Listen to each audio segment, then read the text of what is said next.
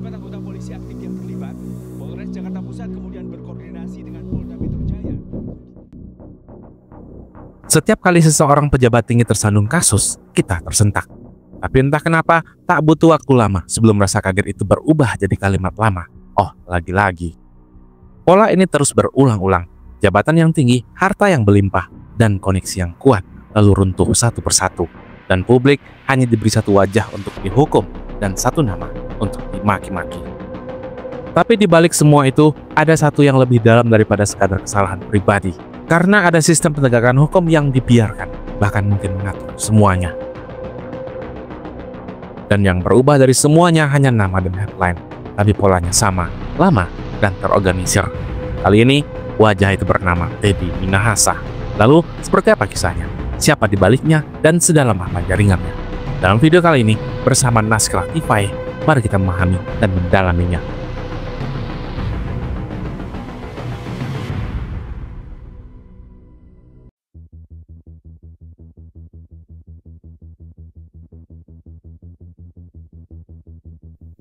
Di balik kaca-kaca berdebu kantor polisi kecil di Bukit Tinggi, dan di balik lorong-lorong tua tempat rakyat biasa datang untuk mencari keadilan, di sana terpintas satu nama yang sudah tidak asing bagi mereka, yaitu Teddy Minahasa Putra. Nama ini sempat dielu-elukan sebagai wajah baru kepemimpinan yang cerdas, tegas, dan bergaya nyentrik. Ia bukanlah polisi biasa, ia adalah percontohan dari keberhasilan. Di mata sebagian kalangan, ia berpendidikan tinggi, bertangan dingin, dan terlihat makmur. Nama lengkapnya adalah Irjen Pol Dr. Anus Teddy Minahasa Putra, SH, SIK, MH. Ia lahir pada tahun 1971 di Minahasa, Sulawesi Utara. Tak banyak yang menyangka bahwa seorang anak dari ujung utara Pulau Sulawesi itu akan menjelma menjadi salah satu perwira tinggi paling berpengaruh di Polri. Ia lulus dari Akademi Kepolisian pada tahun 1993, dan sejak saat itu, jalurnya tak pernah biasa-biasa saja. Karirnya melesat dengan cepat.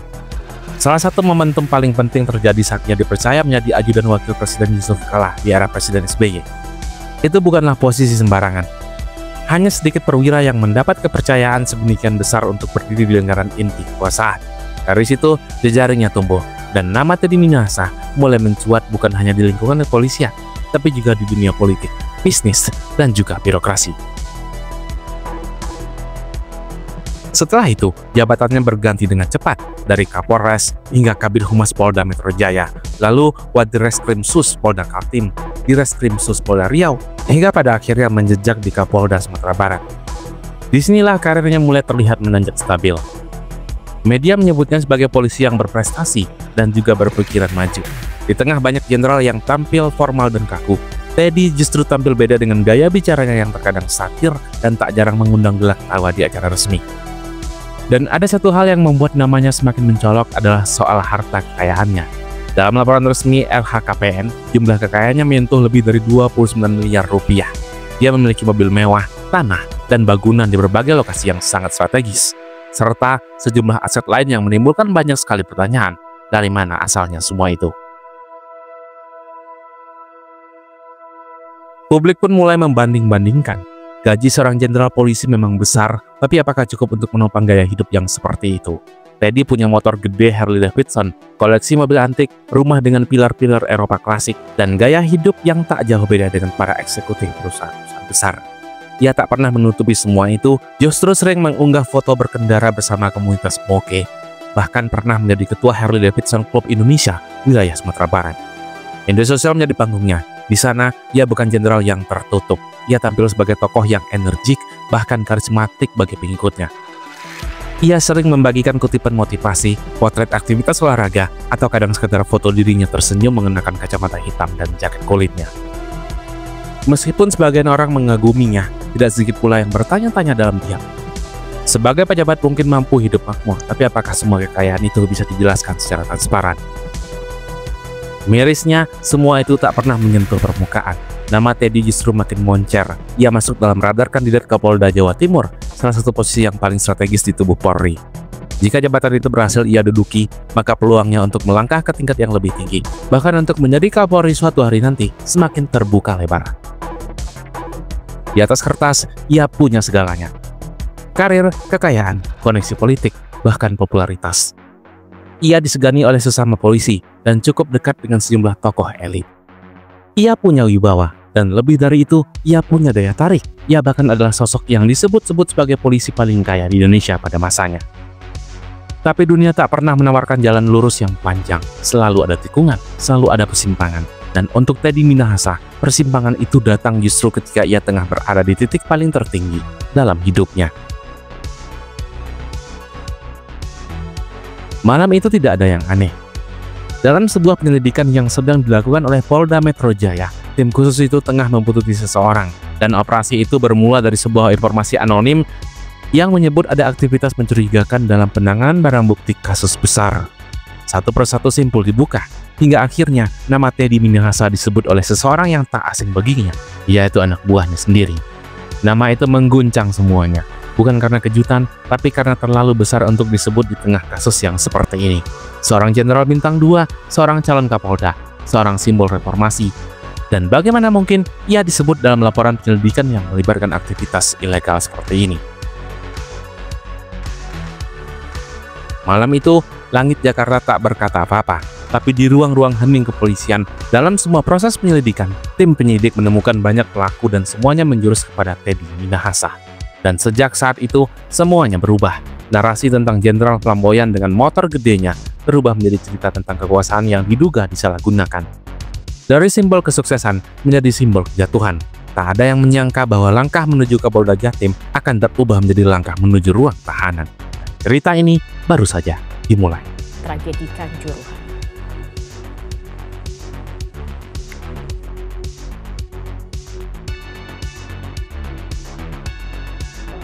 My Jenderal mengirimkan pesan kepada Jakarta, September 2022. Hujan turun ringan.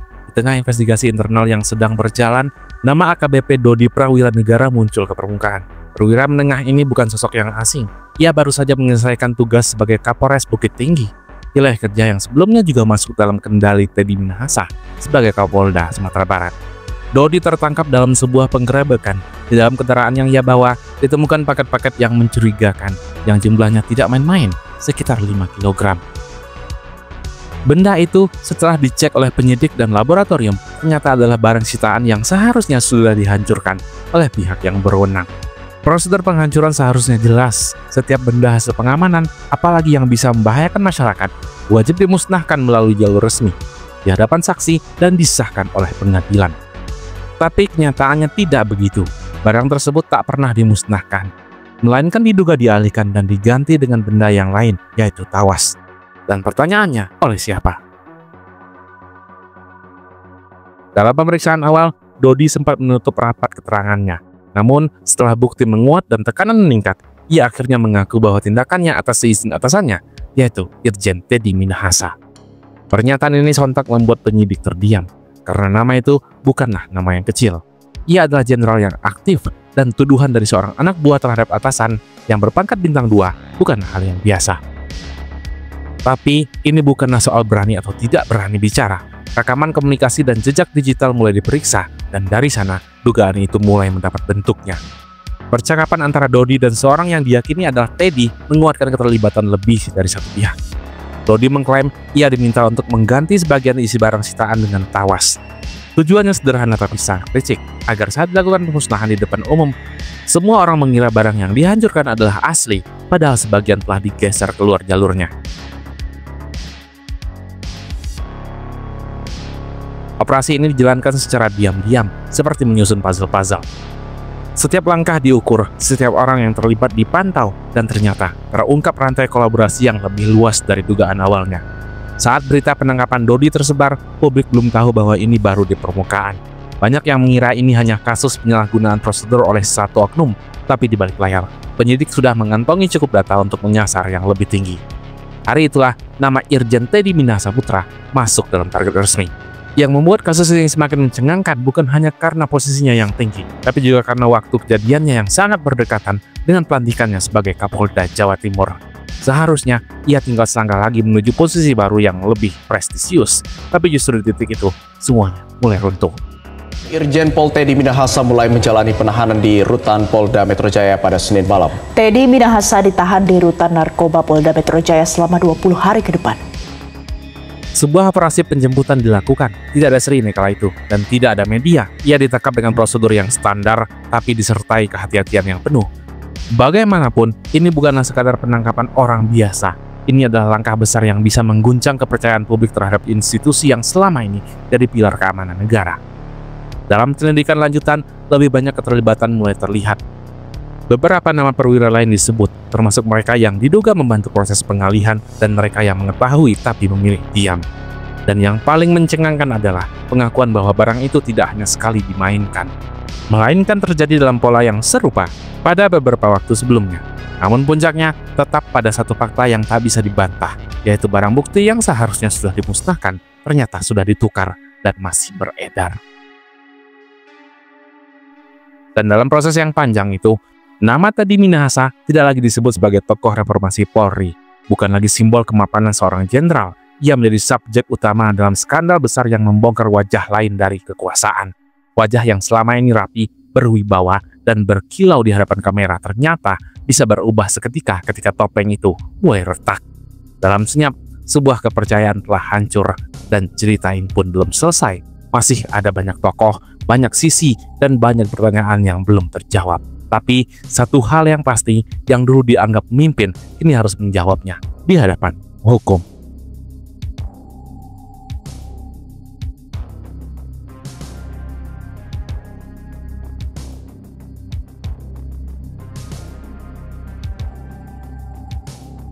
Setelah penangkapan AKBP Dodi Prawiranegara pada awal September 2022, penyelidikan mulai bergerak cepat. Fakta demi fakta bermunculan, dan apa yang sebelumnya diperkirakan sebagai tindakan tunggal ternyata punya jalur yang panjang. Ada lebih dari satu tangan yang terlibat dan lebih dari satu seragam yang ikut terseret. Mantan Kapolres Bukit Tinggi AKBP Dodi Prawiranegara menjalani sidang perdana kasus dugaan penyalahgunaan barang bukti narkoba yang melibatkan mantan AKBP Dodi Prawiranegara, mantan Kapolres Bukit Tinggi, menjadi pintu masuk ke jaringan yang lebih besar. Dia bukan polisi sembarangan. Dodi pernah satu komando langsung di bawah Teddy Minahasa saat menjabat sebagai Kapolda Sumatera Barat. Keduanya dikenal sangat dekat, bahkan dalam pengakuannya, Dodi menyebut bahwa dirinya mendapatkan arahan langsung dari atasannya. Dodi bukan cuma tersangka. Dalam banyak bagian kasus ini, ia justru menjadi saksi kunci yang membuka rantai keterlibatan sejumlah nama lainnya. Ia mengaku tidak bergerak sendirian. Semua tindakan yang ia lakukan, dari pengamanan barang hingga proses pemindahan, dijalankan atas koordinasi bersama. Ia menunjuk satu nama sipil yang disebut-sebut sebagai perantara penting, dan nama itu adalah Linda Pujiastuti, dikenal juga dengan alias Anita Cepu. Dalam dunia malam dan beberapa lingkaran eksklusif di Jakarta, ia cukup dikenal. Hubungannya dengan AKBP Dodi dan Irjen Teddy disebut sudah terjalin lama. Dalam pengakuan Dodi, Linda berperan sebagai penghubung antara pihak yang memegang barang dan juga pihak yang akan menerima. Ia diduga tahu proses teknis dan jalur distribusinya. Bahkan, ia disebut ikut membantu mengatur pertemuan-pertemuan tertutup antara pihak-pihak yang terlibat di sana.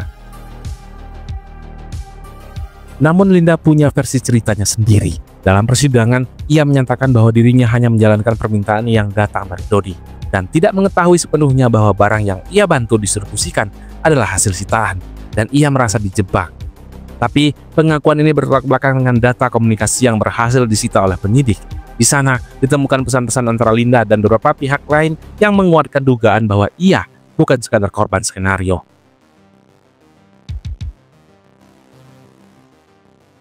Masuk level berikutnya, penyidik menemukan nama Kompol Kasranto, yaitu Kapolsek Kalibaru saat itu. Dalam dokumen resmi, Kompol Kasranto diduga menerima sebagian barang yang telah dialihkan oleh Dodi dan timnya. Ia ditenggarai ikut berperan dalam proses distribusi, dan dalam berita acara disebutkan bahwa perintah tersebut datang secara bertahap dimulai dari Dodi, lalu ke Linda, lalu sampai ke Kasranto. Namun, dalam pembelaannya, Kasranto mengaku tidak pernah mendapat instruksi langsung dari Irjen Teddy. Ia menyatakan hanya menjalankan tugas berdasarkan informasi yang datang dari atasannya, yaitu AKBP Dodi Prawiranegara. Selain nama-nama besar itu, dua personel lain juga ikut masuk dalam pusaran perkara, yaitu Aibda Janto Situmorang dan Bribka Dwi Nugroho. Keduanya adalah anggota di bawah struktur kerja Dodi. Mereka diduga ikut mengawal, memindahkan, bahkan mengamankan sebagian barang yang sudah digeser dari jalur resminya. Setelah pengakuannya, mereka mengklaim hanya menjalankan perintah atasan. Namun sekali lagi, rekam jejak komunikasi memperlihatkan bahwa mereka tahu secara utuh apa yang mereka sedang lakukan, dan tidak ada unsur ketidaktahuan yang bisa dijadikan alasan mutlaknya. Persidangan pun berubah jadi arena saling tunjuk. Setiap tersangka punya narasinya sendiri. Dodi menyebut semuanya atas perintah Teddy. Linda merasa dijebak oleh Dodi, dan Kasranto mengaku hanya menjalankan tugas, serta Janto dan Dwi menegaskan bahwa mereka sekadar bawahan yang taat pada instruksi. Dan yang menarik adalah ketika setiap pengakuan itu saling bertabrakan, tak ada satupun cerita yang benar-benar sinkron. Versi satu dibantah oleh versi lainnya. Teddy bersikeras bahwa semua tuduhan itu tidak benar. Ia menyebut dirinya dikorbankan. Bahkan dalam beberapa momen persidangan, ia menyebut bahwa anak buahnya telah memutarbalikkan fakta. Menurut Teddy, dirinya hanya memberi arahan untuk pengamanan, bukan untuk pemindahan barang ke tangan luar. Dia tidak pernah menyuruh Dodi menjual apapun. Ia tidak mengenal Linda secara dekat, dan ia tidak tahu menahu soal proses distribusi yang dilakukan oleh Kasranto dan juga anggota lainnya. Namun, para jaksa tidak mudah saja diyakinkan. Bukti digital, pengakuan para pihak, serta alur pergerakan barang yang terlalu rapi untuk dianggap kebetulan. Semua mengarah pada satu skema yang diduga dijalankan secara terstruktur. Bahkan salah satu jaksa menyebut bahwa jika ini hanya kerja 1-2 orang, mustahil bisa sebersih itu. AKBP Dodi Prawiranegara mengungkap adanya dugaan rekayasa peristiwa yang dibuat Irjen Teddy Minahasa. Di balik ruang sidang, banyak pengamat menyebut bahwa kasus ini lebih dari sekadar skandal pribadi. Ini adalah gambaran nyata bahwa sistem komando di institusi keamanan bisa disalahgunakan jika tidak diawasi dengan ketat. Ada celah, dan celah itu berhasil dimanfaatkan oleh mereka yang seharusnya jadi pelindung hukum. Dan yang paling ironis adalah semua pelaku ini bukanlah orang baru. Mereka adalah petugas aktif, beberapa bahkan masih menjabat saat proses hukum ini berjalan. Dan kasus ini membuat publik bertanya, kalau yang berseragam bisa melakukan ini, lalu siapa lagi yang bisa dipercaya? Dari Jenderal Bintang 2, Kapolres, Kapolsek, hingga anggota lapangan semua ikut disebut dalam satu skema. Dan jaringannya seperti tersusun rapi, namun runtuh oleh satu hal, yaitu pengkhianatan dari dalam. Dan disitulah letak titik pecahnya, ketika mereka yang seharusnya saling menjaga, justru saling menjatuhkan. Ketika anak buah tak lagi takut bicara soal atasan, dan ketika seragam bukan lagi pelindung, tapi bukti keterlibatan. Satu hal yang sudah terlihat sangat jelas, ini bukanlah kerja satu orang. Ini adalah kerja banyak tangan, dan semua tangan itu pernah bersalaman di bawah satu komando.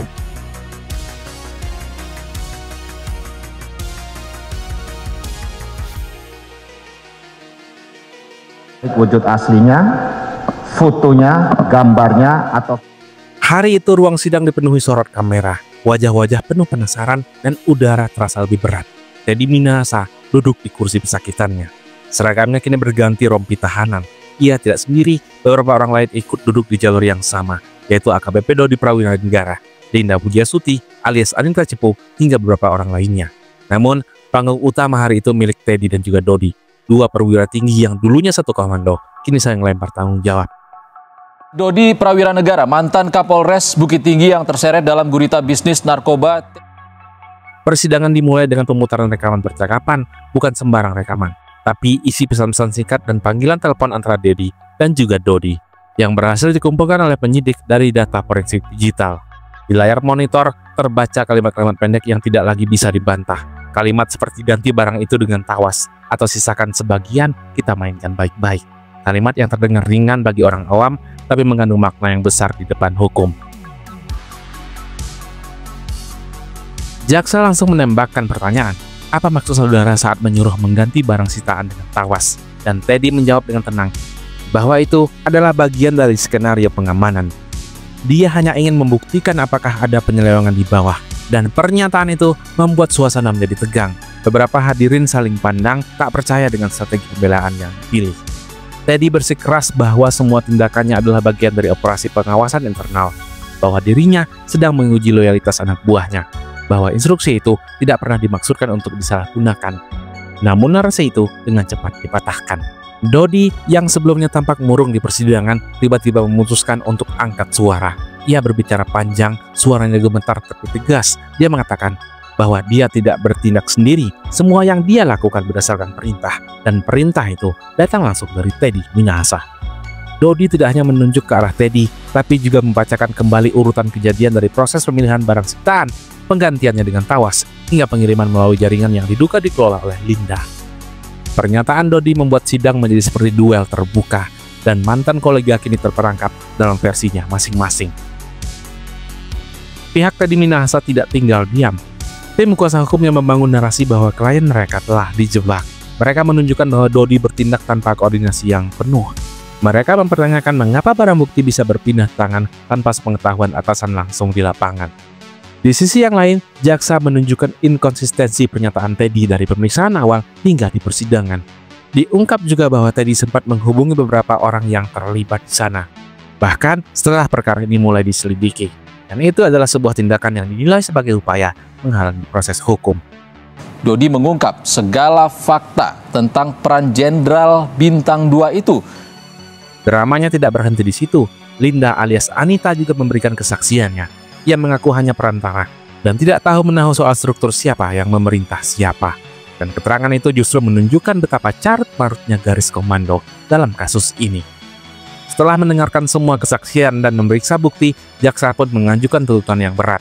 Bagi mereka, Teddy adalah aktor intelektual, sosok dengan kewenangan yang besar yang justru menyalahgunakan jabatannya. Jaksa pun menuntut hukuman mati. Teddy tampak tenang mendengar tuntutan itu, namun wajahnya menegang saat majelis hakim membacakan vonis. Dalam sidang yang disaksikan jutaan pasang mata lewat layar televisi dan siaran langsung di YouTube, hakim menjatuhkan hukuman penjara seumur hidup. Ketika ruang sidang hening, tak ada sorak, tak ada tangis, hanya ada tatapan kosong dari seorang perwira yang dulu dielu-elukan sebagai calon Kapolda terbaik dan kini justru dicatat sejarah dengan tinta yang kelabu. Tak lama setelah vonis dibacakan, kuasa hukum Teddy mengajukan banding. Bukan hanya karena mereka menolak tuduhan sebagai dalang, tapi karena yakin ada celah prosedural dalam penanganan perkara. Di luar dugaan, permohonan banding itu dikabulkan.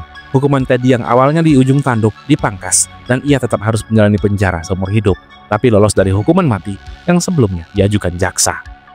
Dan putusan banding itu pun menimbulkan perdebatan. Sebagian publik melihatnya sebagai bentuk kelonggaran terhadap aparat, sementara yang lainnya menilai bahwa proses hukum tetap berjalan meski dengan hasil yang tidak semua pihak bisa terima.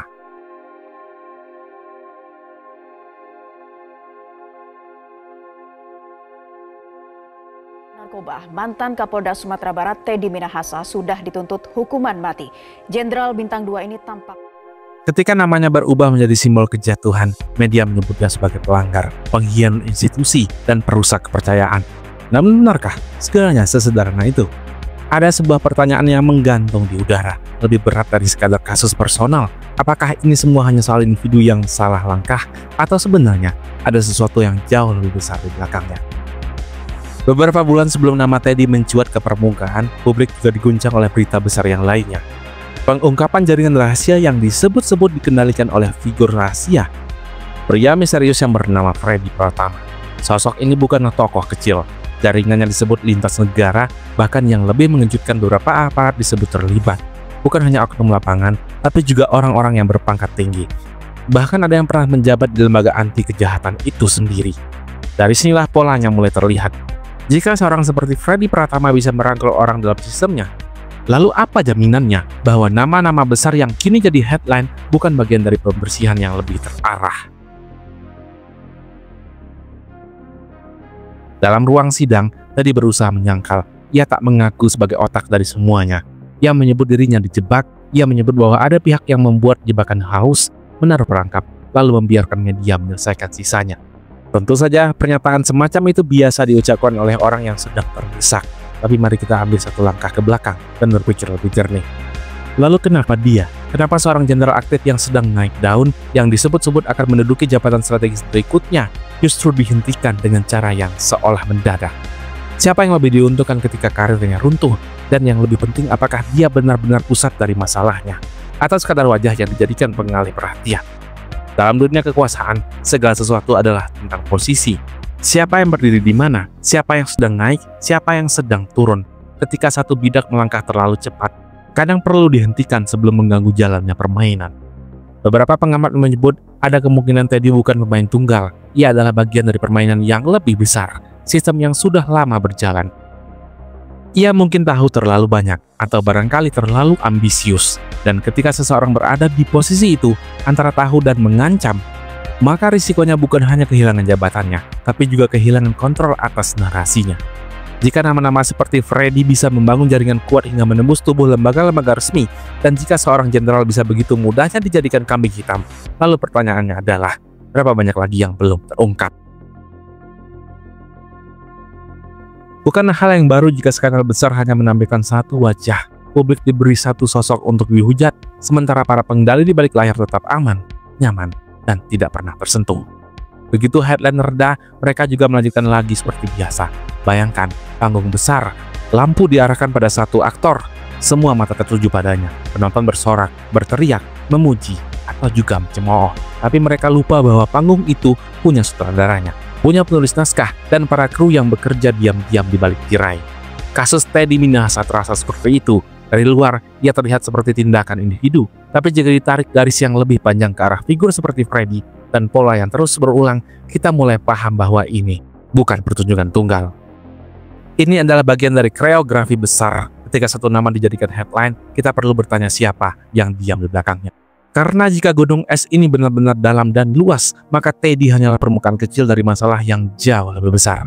Dan jika benar ada permainan sistematik, maka mungkin saatnya kita berhenti menatap layar dan mulai bertanya, apa yang tidak diberitakan?